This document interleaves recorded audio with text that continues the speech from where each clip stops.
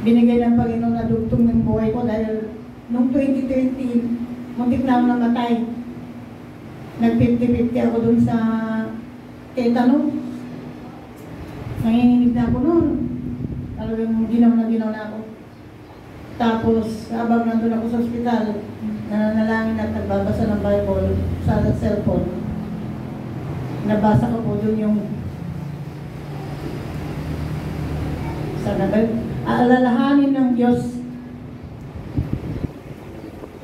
Sa aalalahanin ng Diyos ang pinaglingkod mo sa Kanya, sa Kanya. Ayan, tuloy ako. Tapos, yun, parang nanampalataya ako sa gano'n. Tapos, kaya ko po alam yung kay Pastor Aring Ezekias, dahil gano'n din po ang hiniling ko, Pastor. Dagdagan din ang Panginoon ng buhay ko mula noon hanggang 15 years.